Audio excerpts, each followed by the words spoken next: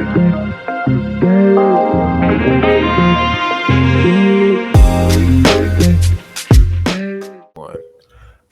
welcome to another edition of the Bullheaded Podcast. I am your host, per usual, Sean Tyson, here with Zoo and P-Bush. How are you guys doing? Doing well, man. You know what I'm praying for, Zoo, this week, man?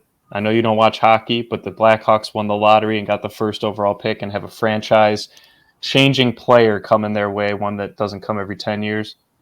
Let's hope and pray that the Bulls follow suit, man. Back-to-back Chicago lottery wins. That's what I'm hoping for, man. No, it's back-to-back, man. We need all three number one picks in Chicago at once, man. All three number one picks.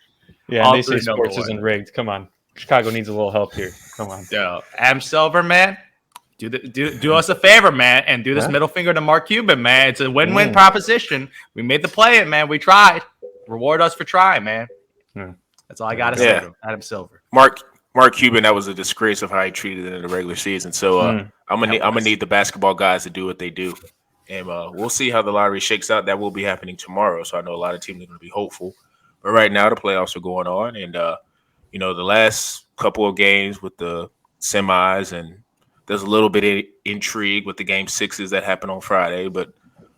Shout out to the Knicks. I will give them some credit. I think they're the one team that didn't get blown out in their elimination game, so I will give them a lot of credit for that. Shout out to Thibodeau for keeping this team fighting, even though I feel like Julius Randle was selling and, I don't know, playing his way out of New York, probably. But, I just wanted to get the guys' thoughts on the couple of game sixes, the game 7 on Sunday, and a future in the conference finals. And P-Bush, I'm going to start with you.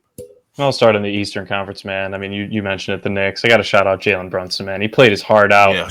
Games 5 and 6. I think he had 38 and then maybe 40, 41, 42 in that elimination game. Pretty much playing every single minute. Zoo, that's a old Thibodeau, Luol Deng routine, man. Man, we need you to play every minute if we want to stay in this game. And obviously, can't compare him to Luol Deng. Jalen Brunson is actually able to score the ball and keep the team in the game when your supposed cornerstone guy decides to do what he always does, man. Julius Randle. I'm tired of saying his name. I saw all the fans outside stomping on his picture after the game outside. Tore his poster down, man. Tore his poster down. Yeah. Only one that they tore down across all the other teammates right there. But yeah, man. I mean, RJ Barrett, I will say, I thought he actually stepped up relatively well in this playoffs. Till that last guy. So that, yeah, of course. But, it's baby steps. I'm not saying this team was going to be a finals contender, this year. But I think they are trending in the right direction. I think they just got to move Julius Randle and maybe bring another big piece in. I think that's going to be what's on their plate for the offseason. But, man, oh, man, the Miami Heat, man, always find a way. The ultimate dark horse, man. The ultimate dark horse every year, man. They just do it. Every year. And now, and then we got the Celtics coming in after that clutch Game 7 performance. About damn time from Jason Tatum, man. He had 5 good quarters that entire series, and they ended up being the 5 that they needed the most. That clutch Game 6 performance in the fourth quarter, hitting those 4 threes. That's what we expect him to do, and I know we gave him a lot of flack last week for taking too many threes. Oh, he was great. He was great. He's hitting those step backs, man. Yeah, one-on-one. That's pure one-on-one game. But it's exactly what we give him crap for, too, when he doesn't play well. So I think it's just his game. Yeah, he lives and dies by threes. Team. Yep. So, Jaylen Brown, did his things. I know he clutched up that nice little 20 point boost. That FanDuel boost, baby. 20 plus. Yeah. So, Celtics, I think, deservedly so. The Sixers just imploded there at the end. James Harden having what we were expecting to see James Harden doing in this playoffs and kind of coming up short.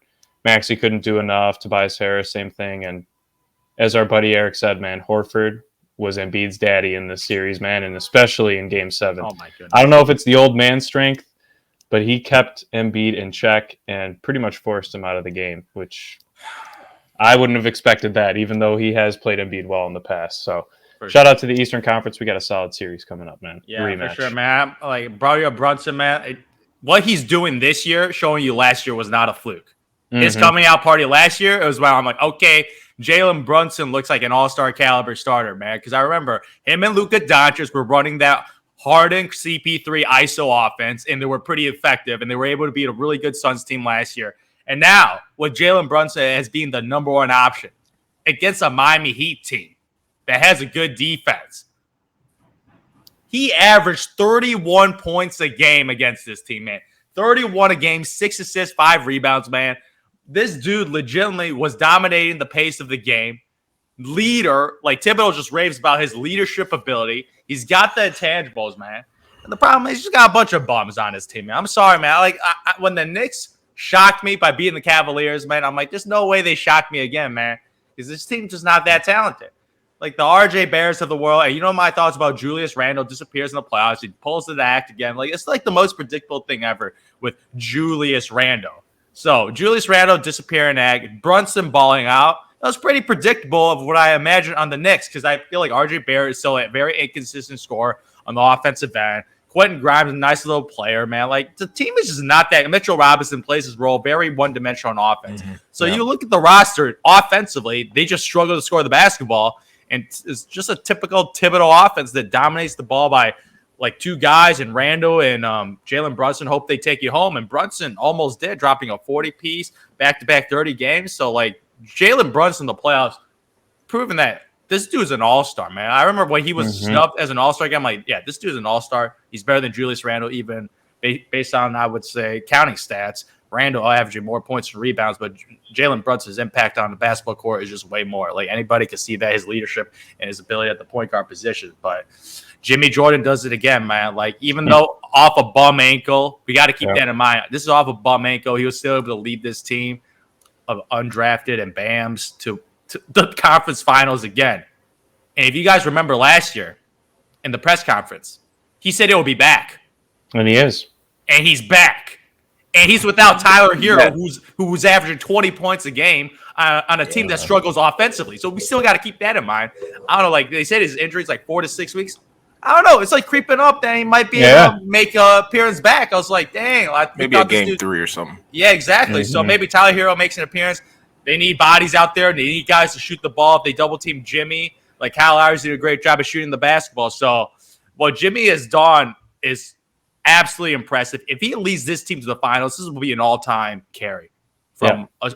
It's 1 star. Like, I know Bam – all-star count? No. Little LeBron 07. It is. It's very similar. Like Bam on defense is a very like all-star caliber, but on offense, he's still a very limited offensive player. Like you don't game plan for Bam Adebayo on offense. He's a really good nice defensive dunks, player. Though, man. He had some nice dunks. Yeah, he's an elite athlete, man. Like he plays his role and he plays off of Jimmy, but he's just not a true second option. So Jimmy Jordan's been carrying, man. So shout out to Jimmy Butler. I love seeing this boy flourish, man.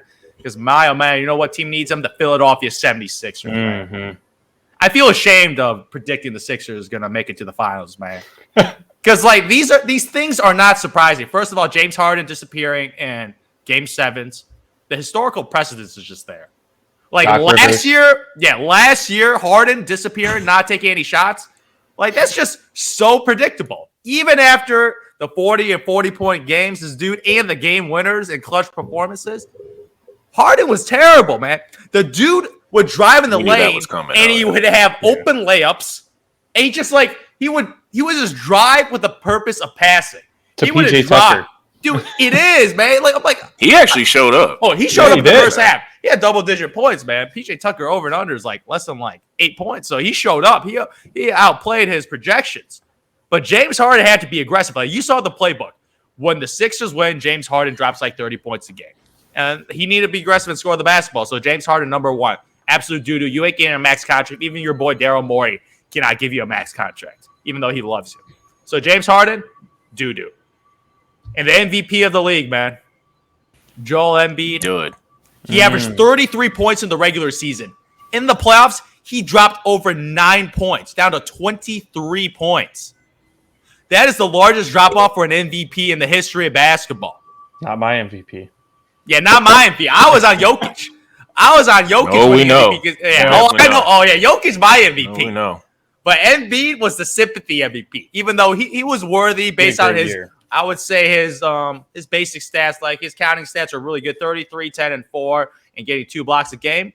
But what Embiid is, like, I know you got people hate on Jokic for his defense, but Embiid in Game 7 was getting exposed on defense and high pick and roll. They were running high pick and rolls, and Embiid on the perimeter is just not that great. He's not like a Bam Adebayo who could move his feet. Like Embiid's a great shot blocker, rim protector, traditional center. But when he's on the perimeter, he got exposed by Tatum, by Brown, by all the guards on Brown. Like Mazzulla attacked him. They finally made that adjustment. I think that was the thing. Yeah, Mazzulla made an adjustment. Exactly. So, like, they were attacking Embiid high pick and roll, which is extremely sorry. You get any 7-footer out of the paint, man. You get the shot blockers out of the paint. So, pretty much the Rudy Gobert technique, man. So, that's what they did to him. And he was pathetic on defense. And on offense, he was awful. Like, I can hate on Harden because I can expect Harden of disappearing. Okay, that happens. I've seen it before. The thing is, Harden won them 2 games. Yeah. They won a game without the MVP. He did his job. Embiid was on the bench when they won a game. So, Embiid had to win only 3 games. And he couldn't get it done. He only had to win 3 games. Harden won them that 1 game. He was sitting on the bench with me and watching the game. So he only had to win 3 games, and he couldn't even get it done. And the reason they lost, if he dropped 50 and 20 and they lost, okay, it happens. Your teammates didn't show up. You balled out. But you dropped less than 20 points, and you could bring up the press conference like, yeah, me and Harden, like we need others to show up too. I'm like, get better. No. The reason you guys lost was because of you guys. It was not your teammates. Tobias Harris shot over 50% from the field. He played his role. Tyrese Maxey was hitting his threes. The role player, PJ Tucker, played his role. The role players was not the reason they lost. Sometimes it is, but this was not the case. The role players played their role. You want to know when they lost? Was Game 6. Yeah. There was nobody, I don't know anybody, unless you was a Philly fan or a Philly celebrity, shout out to Kevin Hart, who thought the Sixers were going to win that Game 7. You had your chance in Game 6. You controlled that game. You lost it. You let Tatum beat you in basically the fourth quarter, and that was the story. Yeah. Like, I mean, that was the easiest bet. I don't know what the line was in that Game 7, but, like, even when I saw Philadelphia was kind of keeping it close at halftime, I was like, dude, they're going to get blown out in the third quarter because it's just what they're going to do. It's a Doc-led team. Embiid's playing like crap. I haven't even mentioned Doc, man. That's the third head of the monster that deserves all the blame. Embiid, James Harden, and Doc Rivers, man. 3-1, 3-2. You're fine. It's Doc Rivers, man. Can't close the deal, man. Sometimes you just can't close the deal, and it's okay, man. Doc Rivers, man. You're a good regular season coach, man. You win a lot of games. I give you that. Shout out to the Boston title, but yeah. No. Shout outs to Tom Thibodeau's defense, and shout out to Rajon Rondo being a point head coach on the court, because that's what NKG, like those guys. I don't know, man. You guys see some former Boston players, aka Big Baby Davis, talk bad about Doc Rivers, man. Like JJ Redick talking bad about Doc Rivers. Like you see a lot of former players, like a lot of former players saying like bad stuff, like. Doc Rivers always blamed the fact that, man, look at yourself in the mirror, man. You're up 3-2. I don't want to hear, I didn't have enough. Your team was enough, man. Your team, you had as much talent as Boston. And the only reason Boston was favored was because of your historical tendency to blow games. From Embiid not showing up at the playoffs to Harden being unclutched in big-time moments and Doc Rivers blowing leads, man. It was just a trifecta of circumstances that I should have saw coming. Like, I was foolish to pick the Philadelphia 76ers. Won't make that mistake again, man. I was just like, man, maybe it's their year, man. Embiid won the MVP. That did happen. But the brother didn't show up at the playoffs, man. Like, he just didn't show up. Even in the Brooklyn Nets series, he did not play well in Brooklyn. And that was a terrible team. So when I saw that, I was a little like, okay, like, this is a Brooklyn Nets. This is a low pressure, really bad team. So then when you play against the Boston Celtics, yeah, Embiid needed average 30 and 10. In that game 6, like, you got 26 from Tyrese, you got 26 from Embiid. They have to close that game out. Like, the game was a competitive game until that fourth quarter where Jason went off. Even with Tatum Jason hit going those off, threes. the game was still like, it was still kind of teetering where Philadelphia was in the game. But if you have a situation where Tatum shot as bad as he did in that game 6, like, he pretty much gave them the game. Yeah. Mm-hmm. Like, it was really only Brown and a couple other guys until Tatum came alive in the fourth. That is where you lost the series. Like, I know we can get on him about Game 7, but I mean, they didn't play well, but I didn't figure they were going to play well. And I know it's a Doc-led team, but they should have won the game in Game 6. If you don't screw around and win that game, you basically shift. Because, like you said, James Harden gave you 2 great games. Yeah. So, like, if you take advantage of that, he did his job. and finish the job, like, you know, Joel and them, and like I said, I'm not going to kill Harden because, I mean, he did what he could do. He's not a max guy. We know that. And he's not getting paid a max. Yeah. He's not getting. No, he's not. I'm not expecting him to be a superstar. He's a complimentary star, and he dropped 2 superstar games. So he did his part. Yeah. And Joel was supposed to come in and Joel was supposed to take like I said, he gave us 26. Maybe we needed 35 from me that game to just get that game home because we could be talking about the 76ers in the Heat. He didn't touch the ball in the fourth quarter. Maybe that's a better. Talking about in the game 7 or in the game 6? Game 6. Like the number of touches he got was just they couldn't get him the ball. I'm like, how do you not get the ball to the MVP? Like I don't even know how that happens. How does that happen? Doc Rivers call a play, call a timeout. Got 7'2" guy, 280 down low against old man Al Horford, man. Come on now. To your point about bigs, that's why sometimes they're just not as effective because if your coach is not making plays and getting situations to where you're getting the 80% of the workload, then you have a situation like in Game 6, and there's no excuses for Embiid and Harden. Like you said, the whole post game is all this stuff the guys be saying after post game. I feel like they just be trying to get a quote and get something on Bleacher Report so they could be memorable after their loss. But we beat a dead horse on that series. I mean, shout out to the Celtics. I mean, I'm still not I put it this way. I don't think they close games well because this series should have been over at 5 if we're looking at it on the hoof. Like, nobody really saw the Harden games coming. But, I mean, Boston just – I don't know. Maybe they just get bored. I don't really know how to explain how they do because they should not have been in a 7-game series with this Philadelphia team.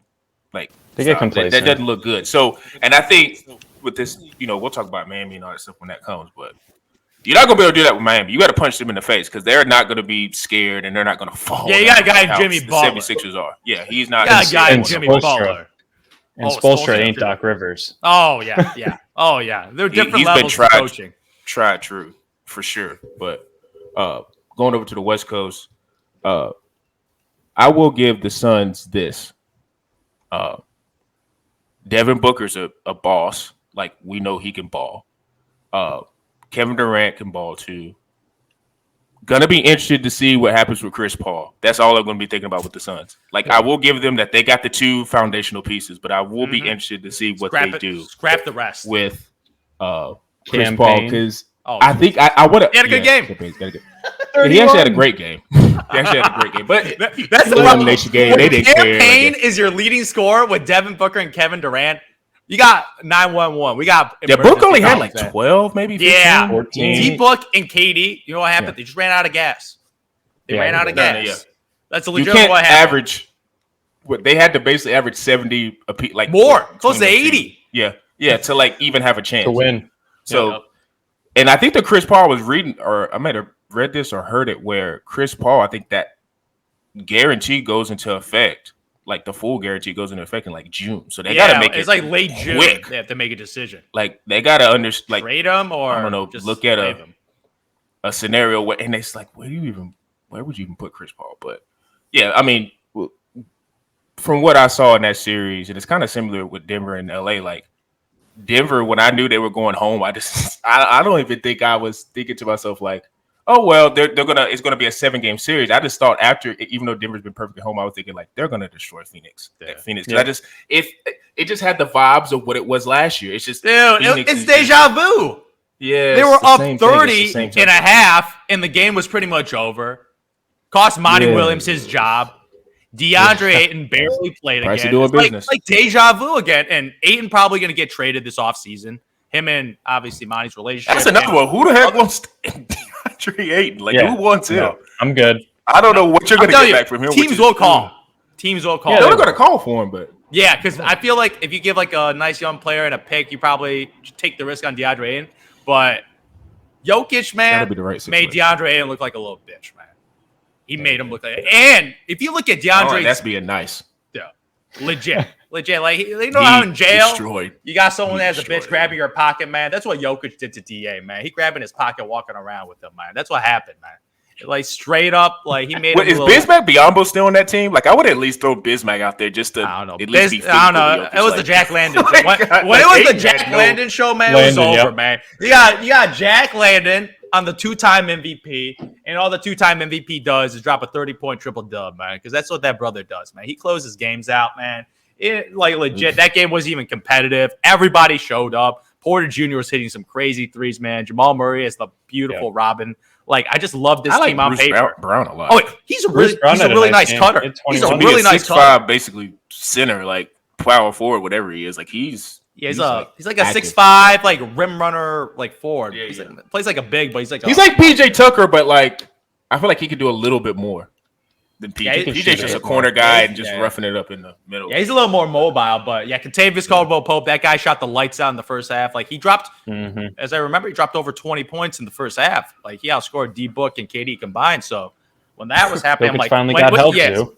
Oh yeah, that's crazy. This is what happens when Yoke got help, man. Oh, he got the shooters going, man. His entire team is healthy. I'm so happy for this guy to have this opportunity right now to progress to the conference finals again. And I'm just hoping the next year's, man, everybody healthy, man. Prayers to that. But man, I'm so ready for Jokic to get an opportunity to make it to the NBA finals because this dude had a historical playoff series against the Suns. Like you're playing against a team that's Kevin Durant, who might finish down, I don't know, arguably top 15 all-time player, and D-Book, probably one of the all-time shooting guards. So he did this against an elite talent. Obviously, CP3 got injured, but that dude gets injured every year, so ain't even an outlier no more. So I don't think that would have changed. It would have impact because even when CP3 I don't think they would have won. Yeah, they played better without him. Yeah, they played a little faster. You see, they play faster too. That's the thing they're going to look for, like a point guard that's just going to be able to get up and down. Because Chris, as much as he's a great half court and his 3-point shot is okay, like he's just not an up and down guy. He's not an up and down guy anymore, and that's not his fault. He's just older. But they're going to have to figure out something quick because I'm pretty sure they're going to make a big swing. I just don't know who it's going to be, but they're going to have to figure out something because that situation, even though we knew they weren't going to win that series, you can't get beat. You just can't get beat down like that. That game was embarrassing.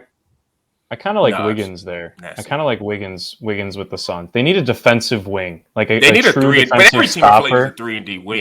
Yeah, of course. But Wiggins is probably like for the right price, not an overpriced guy. Golden State loves Wiggins though, man. He's like part of the game. I don't think Golden State's. I don't think they do. You know what they're gonna do? But, yo, Jordan Poole, baby.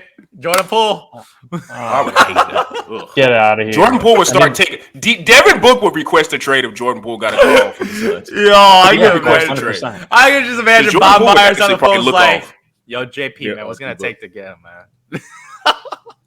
I think, but going to speaking of the Warriors and Lakers, like, I do think the size was just the biggest difference in that series. I think AD was the main guy.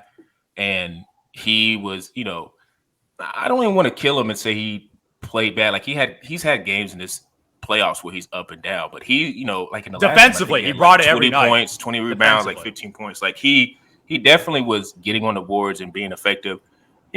Shout out to, which I didn't see this coming, but shout out to Dennis Schroeder being like a pest with Steph. Like I didn't think he was going to be the guy. I thought it was going to be Vanderbilt more so, but Dennis Schroeder being annoying, not affecting Steph, but annoying Steph was something. And I mean, of course, he annoyed Draymond, but Draymond, you can mark him down for just getting in somebody's face every single. Like he's just gonna do that, and the refs are just gonna give him lead weight. Like that's just how it goes. But outside of that, I was very surprised that in that game 6 he went with that 3-guard lineup, and I think that was more so of a you could probably say that was Schroeder being a defensive guy on Steph, but I also think that was him having 3 guards on the floor that can go get their own shot and make I think the Warriors guards work, like in terms of playing on defense. Because I think that was what ultimately hurt them outside of AD. Like Steph had to guard and Steph can't guard. So like they always put Steph in pick and roll and made him try to make defensive plays. Like Steph can do it in spurts, but that's not what he can do off like consistently. So I do think that I was thinking that series was going to go 7, but I mean, I just came out that series thinking Lakers just a better team.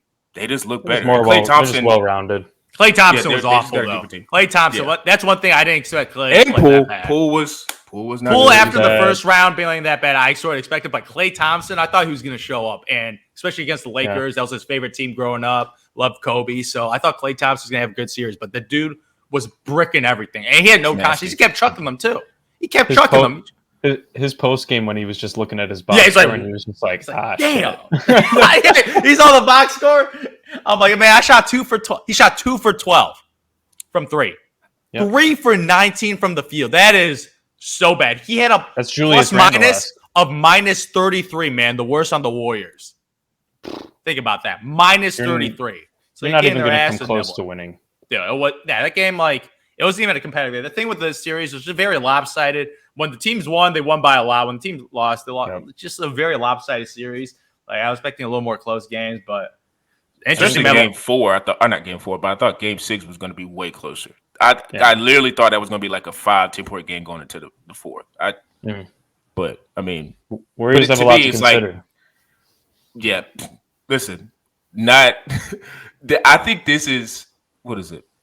May 15th? I know the playoffs or the conference finals, but this is a topic that's going to go into like July.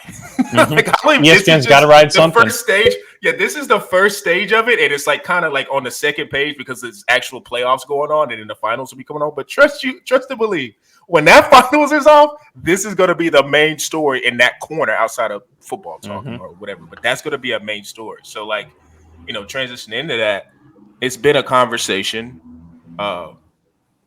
With many of the players on the team, whether it was Klay Thompson, Jordan Poole, many, if you're a Warriors fan, would say the only player that showed up in the series was Steph Curry, like, and Looney to an extent because he did what he was supposed to do in the rebounding aspect. People were frustrated with Draymond because you see him in game, I think it was 5, and he's attacking and he's going off the pick and rolls and he's scoring and he's shooting 3. You'd be like, oh, where is this? And then in game 6, he's pushing the ball and freaking did a shooter's place and getting in foul trouble. So I kind of wanted to talk about where do the Warriors build around Steph, because I know it's cool to say Klay and Draymond, but if you watch this series, this is about Steph and what can we do to get stuff around Steph. So I wanted to ask the guys, what are their proposals with that? Peebush, I'll let you start this off. Oh man, I don't even know where. This is a near decade-long run where they've had the same core guys and 4 championships. They are probably one of the best teams in the league at willing to move and make deals in order to allow their team to continue to mesh.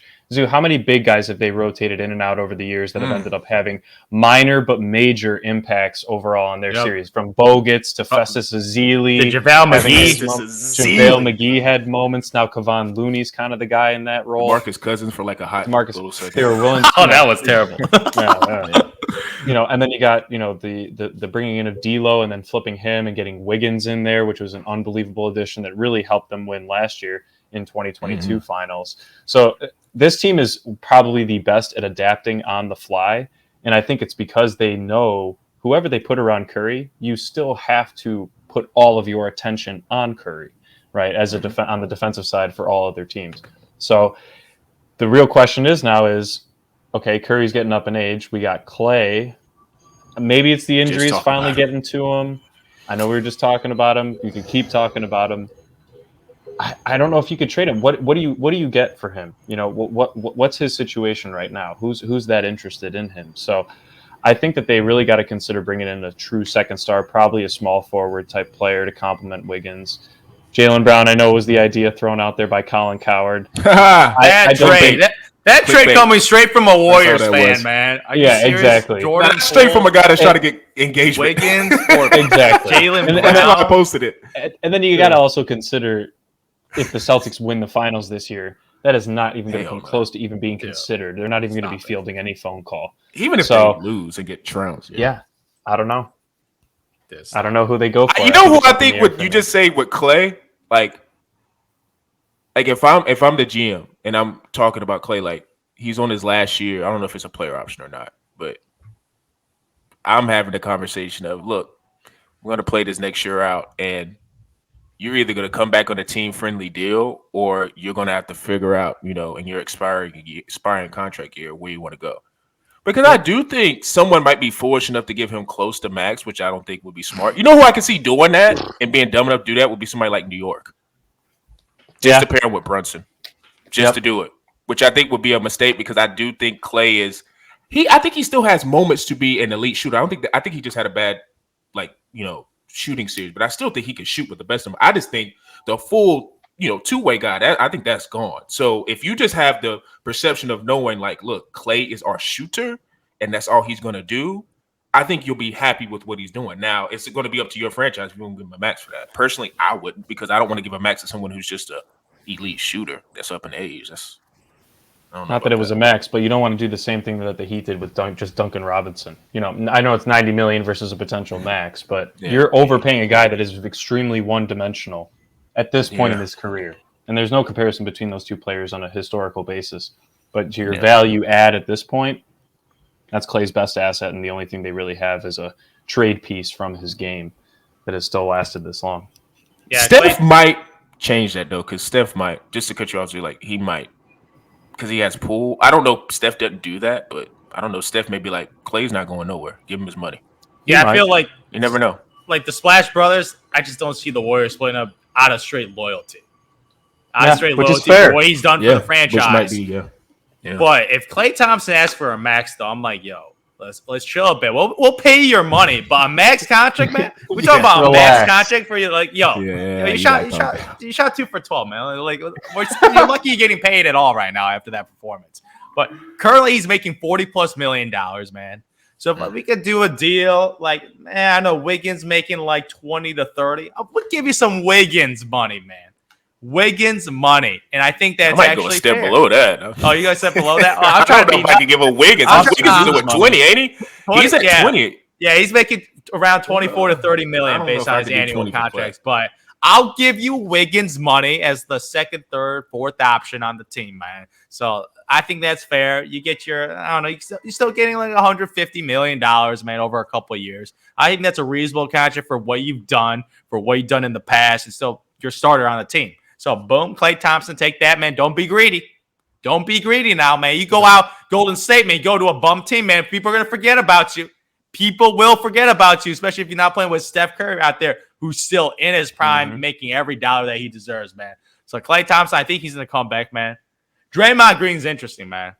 Dude's making $25 million right now with an option, so he's a free agent right now, and he's probably around $30 million annually.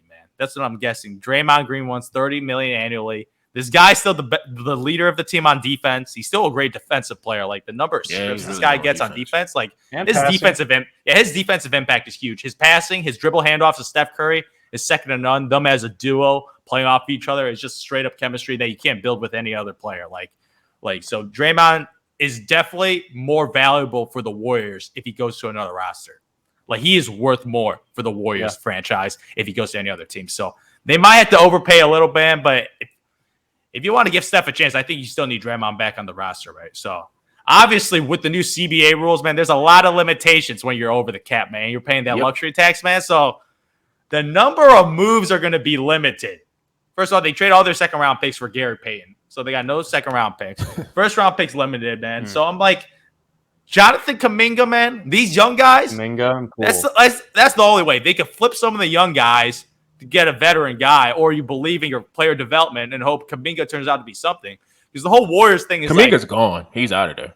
Yeah. Because he wants to play. Yeah, Kuminga wants to play. He got upset on the bench. Like, he's like he should have played. He should have played, though. He should have played. I don't know what Kerr was thinking about. Like, I know they don't trust young guys, but man, like, Kuminga's a 6'8" wing. You don't think you could just have him in there to do like bother LeBron? See like if he can do LeBron's something. Game 6, like he went 30 a night. You don't think he could maybe get in his way and take some fouls? Like you got Moses Moody. I think is actually he shot the ball well. He shot the ball well, but he did. Like and he was a positive on the court, but like I don't want to go on a rant on it, but like Kuminga not playing really throughout the playoffs and sparingly through the season. Like what do we do? Why'd you draft him then? What's the point? That's on Kerr. Yeah, I don't understand why he just didn't. It's game 6. Just throw somebody out there, bro. Like, see what happens. Yeah, Kuminga's definitely gone. Yeah, he's gone. Yeah, Kuminga, that'll be an interesting piece. I feel like people see the potential in a 6'8" wing, and he's super young. He came in the league, like he's 19 years old, so he has a lot of potential. So he's definitely a valuable asset that you could probably get some value back. But the big piece is Jordan Poole, man. Jordan Poole is big. His contract situation is so massive. Yeah. Like next year's making $28 million, and that just escalates every year.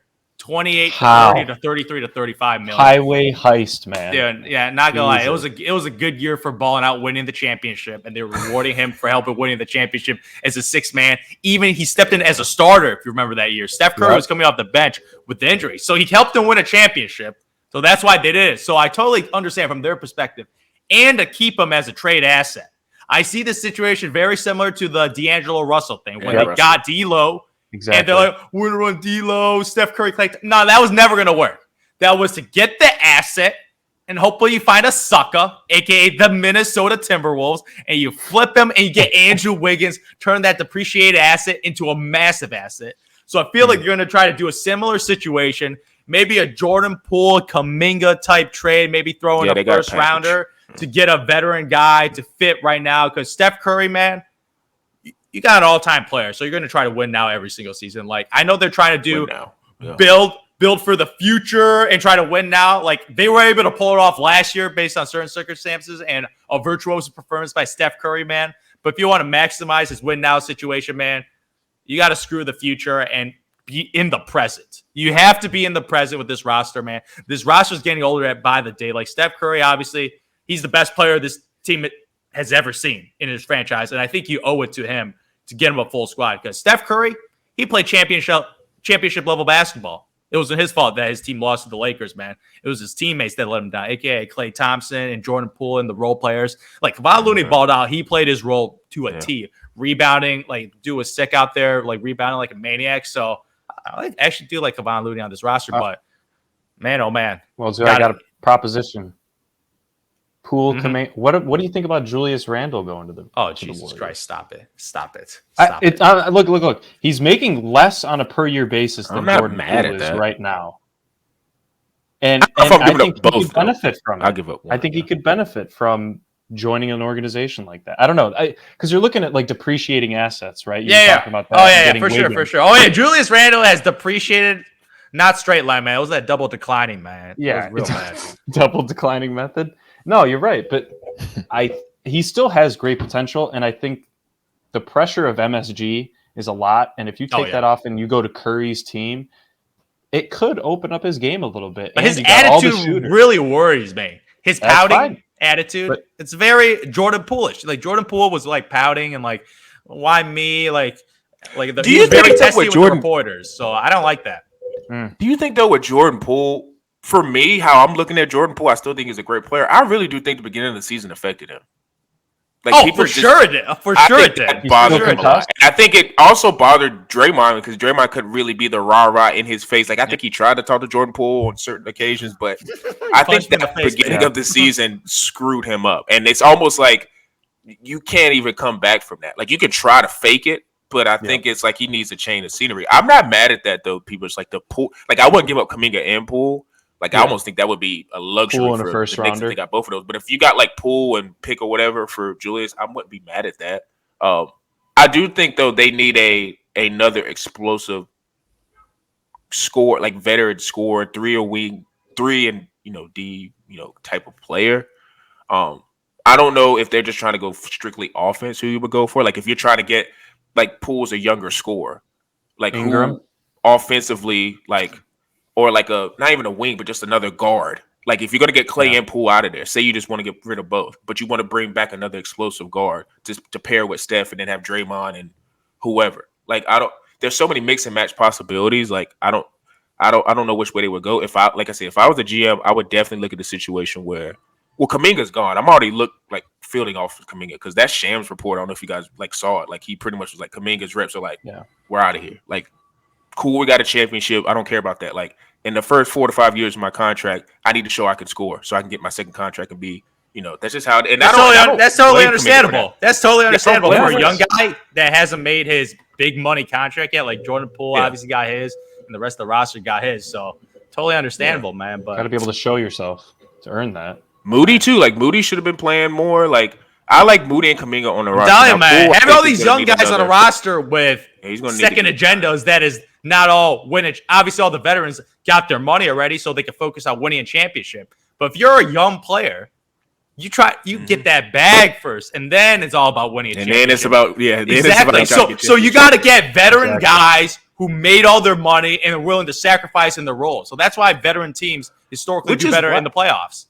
Which is why it never really made sense, even though they got away with it last year. But it never made sense for them to draft like the Wisemans, all those young guys. Like, you should have just used those picks and just like flip this them. Is like LA would like now. LA had to like at a point draft before LeBron got there. They were drafting young talent because they kind of had to because nobody was going there. But like Once they got LeBron, this is why I like LeBron and most stars. They're like, I don't care about them picks. Flip the picks, flip it, see what we can get so we can just win now. Like Golden State was able to just get away with it last year because they got very fortunate. They pulled it off. Like give them props for sicko mode. Yeah, they did. He went sicko mode, but like, man, it's at that time. Even you know what? What's funny? We talk about Clay. I think last year would have been the perfect year, even though it would have been hard to sell it because they won the championship and Clay was all right. But it'd been like, okay, what could we maybe figure out with Clay? What can we maybe figure out with Kuminga? Start going down and seeing what can we do to improve it because with most championship situations. Yeah, it's cool to stay the same, but with Warriors and all the assets they have on that team, they could have really flipped that roster to where I don't know if they're even in this situation now, sitting out in the second round. Now, they ran into the Lakers, but I'm just saying they could have been a way better team surrounded around Steph if they maybe just would have flipped guys. They know they're just not going to play. Like, they flipped Wiseman, but I mean, what was that? They got Gary Payton. They got the 5 second-round picks, would turn out it was pretty much a James Wiseman for Gary Payton. It was a nice little role player. They can't shoot. Which is fine, but it's like you could have went big game hunting if you would have maybe thought about packaging Kuminga and Clay or packaging Kuminga and Poole. Like, I just don't like the method of how they went about it, but they have a lot of options. A long time, Sean. I'm telling you, the Bob Myers draft picks, like a lot of them were missed. If you look at a lot of the draft picks, obviously. You know me, I've been hating on Wiseman for a long time. Yeah. I remember I was like, that dude not even my top 5 draft picks. So he gonna turn up in Detroit next year. Watch. Yeah. Him and Jalen Durant. Stop it, Jalen Durant, man. Eat that guy's cookies, man. He will be starting, and Wiseman will be off the bench. But if you look at some of the draft picks that he made, like Kuminga, obviously he took over Franz Wagner. That dude is balling out for Orlando. He's a much better shooter, like good passer. So obviously that was a big decision between. I can't do this with Kuminga though. Kuminga hadn't been. I don't know, man. Like Franz Wagner is a beast though. It's more of an immediate impact. Maybe Kuminga has higher upside, but for immediate impact guys, he is. He's been averaging close to 19 points, and I can imagine him on that Warriors. He just looks like a Golden State Warriors type of guy. High IQ shooter, man. Like he just looks like type of dude. And obviously, my thoughts. LaMelo Ball should have been taken by this wrestle. A lot of misses on the draft pick side of things, but they won a championship last year, so all is forgiven. Can't get too greedy, man. You can't win it every year, Golden State, man. Yep. So I appreciate the Lakers for sending them home. So I wish Sacramento could get it done, but the LA gets it done against this Warriors team. Yeah, there's nobody going to be feeling bad for the Warriors. Like they got options, they will be fine. That's like feeling bad for a billion. That's like feeling bad for a billionaire having to pay taxes. Man, stop it, man. You're a billionaire. Get out of here, man. Stop it. Stop it. Ain't nobody trying to hear your sob story.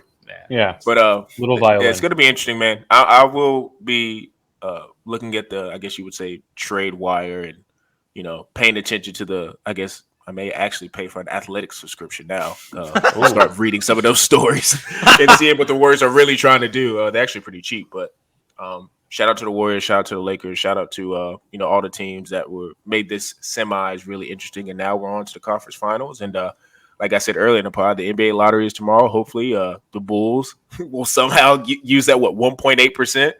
1.8, baby. We got a 1.8% chance of giving Wembanyama. And an 8.5% chance of keeping the pick. That's the big one. Like I'm not gonna be too greedy right now, man. I'm not gonna be like the Warriors, man. I just want to keep our pick. I just want to keep our pick from Orlando because if I see Orlando get another guy and he turns out to be a stud, one of like the Thompson twins or something, man, I'm gonna be breaking some stuff, man. Jesus Christ, we cannot lose that pick, man. We cannot lose it. 8.5. I'm sure you're like this. Whoever you guys get, if you keep the pick, you'll be able to pair with Dalen Terry. You guys will have a. I'm making a prediction. I'm making a prediction right now, man. I'm making a prediction, man. Dalen Terry brings some good luck out there, man. He's gonna be dancing when we get a top 4 pick, man. I need Dalen Terry to dance a little out there because that's all I see him do on the Bulls play. Like he didn't ball, man. He was just dancing on the sidelines, man, with DeMar DeRozan. That's all he did. Oh man, that's funny as hell. But yeah, we'll definitely be looking at the NBA draft lottery tonight, and I'll definitely do something on the social media pages. The Bulls happen to somehow miraculously keep their pick or get up in that top 1 or 2 or 3. So you guys make sure you lock into bullheaded_pod on Instagram that I just mentioned. TikTok, bullheaded864, Spotify, Google Podcasts, Apple Podcasts is where you listen to this. Medium, also YouTube at Quantro Knows is where I put most of our videos on. And for me, Zoo, and P-Bush, we are Bye.